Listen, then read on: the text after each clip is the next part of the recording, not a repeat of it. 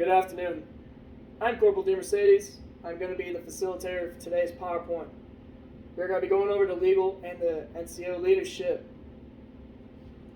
Before we get started, I would like to thank my SGLs for attending my PowerPoint as well. This is an unclassified PowerPoint. This is for official use only. This is a low-risk environment since we are indoors. If you need to utilize, you may get up without asking.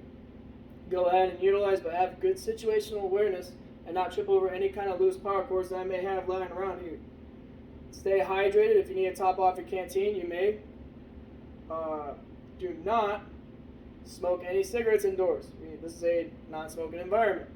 In case of an active fire, we have a front door and we have a back door.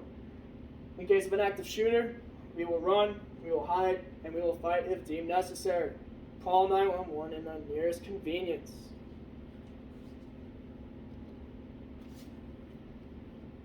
A quick overview of what today's PowerPoint is going to go over. I'm going to talk to you guys about the purpose of this PowerPoint. What is an NCO? What is important of the NCO? And what is required of the NCO? The purpose of this PowerPoint is to talk to you guys about what it means to be an NCO, the legal responsibilities. Why is it important, and the requirements of being an NCO. Hopefully this PowerPoint helps teach you junior enlisteds, or maybe senior enlisteds, develop a little bit more than they already know.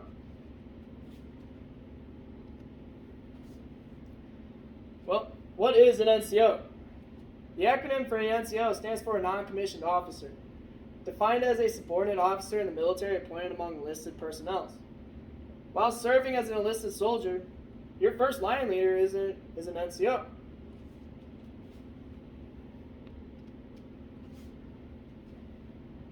What's so important about NCOs in the military? Well, we are the backbone in the military. People come to us for their needs, regardless of if they're a higher rank or a lower rank. We are the most versatile of our task. We are the mentors for our lower enlisted soldiers. That means that we take care of our soldiers' needs. We teach them how to be better soldiers. We train them in their craft. We are also the bulldogs for our higher ranking brass. If we need to instill corrective action amongst our junior soldiers, that's generally our job. We make sure that the mission gets complete by any means necessary. That is within the realms of legal, moral, and ethical. We are reliable and professionals. That's why NCOs are important. NCOs are required to understand their legal responsibilities, the inherited authorities that come with it, and the moral obligations of being an NCO.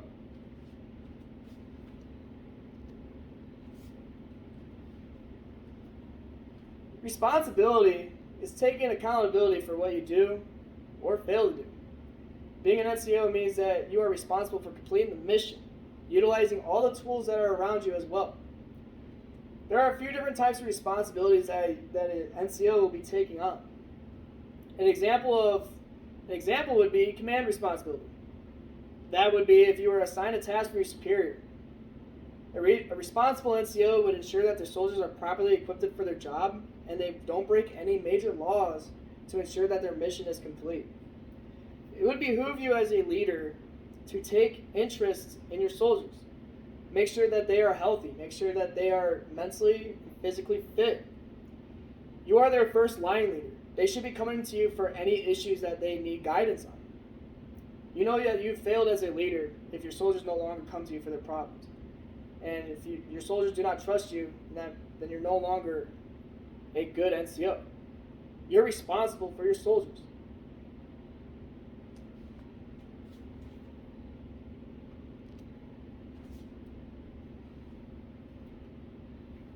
When you become an NCO, you inherit authority. With great power comes great responsibility.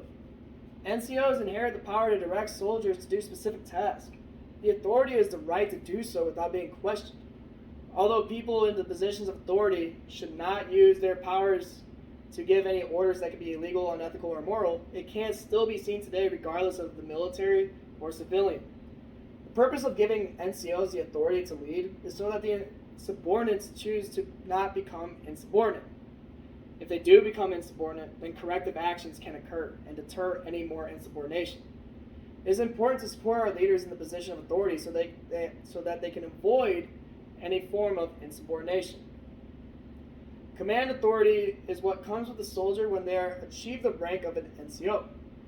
These soldiers possess the authority to assign specific tasks, command squads, and control the element that is necessary to complete the mission. Non-commissioned officers need to keep in mind that authority is only relevant to their unit of assignment. So if I was the NCO for a group of medics, I cannot go over to the S1 shop and tell them that I need them to wash my car. I'm breaking my bounds of authority.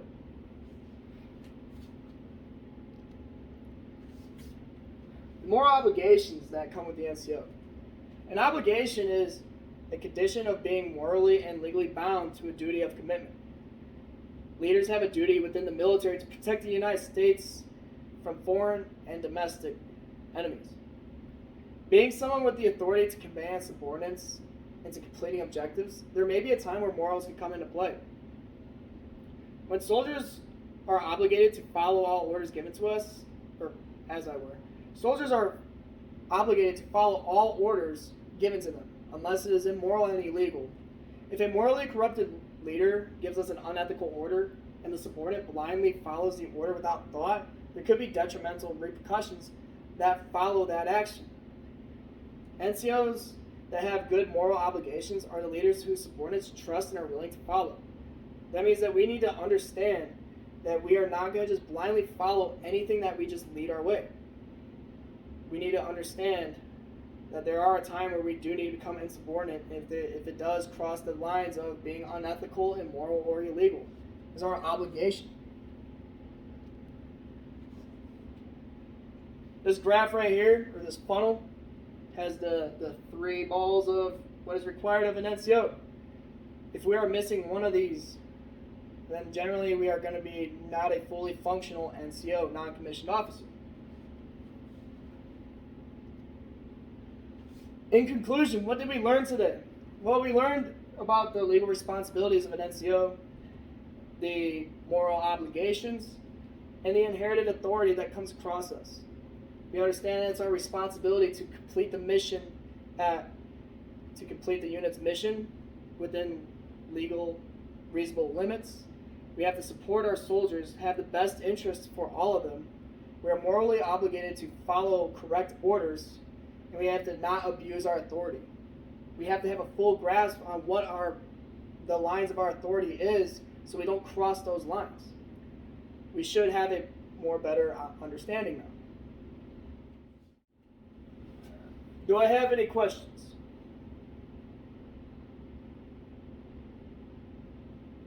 All right. Thank you for the feedback. Before we leave, these are a list of my references that I use for this PowerPoint. If you would like me to, I will send you a link to my PowerPoint or a link to my Google Share Drive. Just leave your information with me and I will get a hold of you. If that is all, please collect all your gear, leave nothing behind, and you are now released back to your units. Thank you for attending my PowerPoint.